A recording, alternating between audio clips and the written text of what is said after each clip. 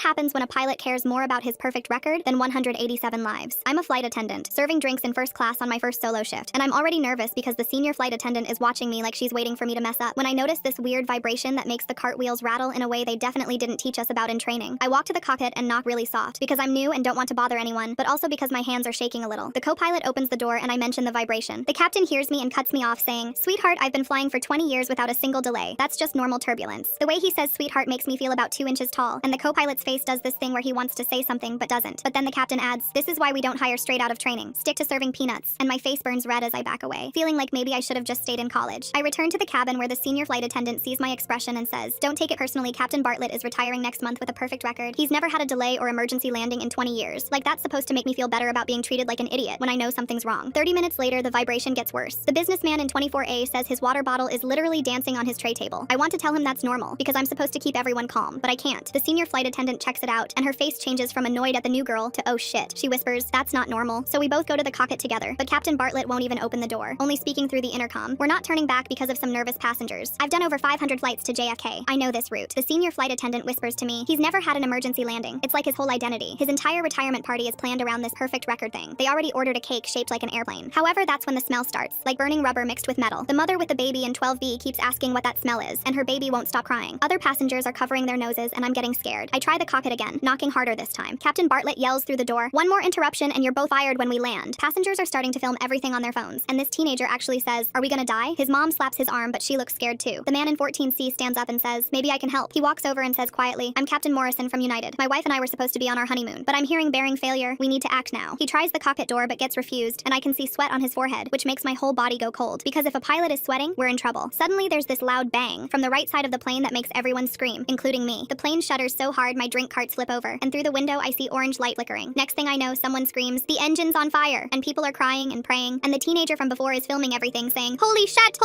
over and over. Captain Morrison shouts, "That's engine failure. We need to descend now." And we're all now pounding on the cockpit door, and I'm hitting it so hard my hands hurt. However, the co-pilot finally opens it, and his face is white like paper. Behind him, Captain Bartlett is frozen, staring at all these flashing red lights saying, "My perfect record for over 20 years, gone." He kept saying it over and over like he was a broken man. Captain Morrison pushes past, all of us working together to move Bartlett out of the way. Captain Morrison yells, "You've been flying with an overheating engine for 45 minutes?" And he says it so loudly that everyone in first class hears. This random woman starts sobbing, and Morrison is taking control with the co-pilot. He grabs the intercom. "This is Captain Morrison, off-duty United Airlines. We're making emergency descent, brace positions." The senior flight attendant starts screaming, "Brace, brace, brace." Through the cockpit door, I see the altimeter, and we've already lost 8,000 feet without anyone telling us we were falling. Then I realize we've been slowly crashing this whole time while Bartlett worried about his stupid record. Captain Morrison and the co-pilot land us at the nearest airport with fire trucks everywhere, spraying foam before we even stop moving.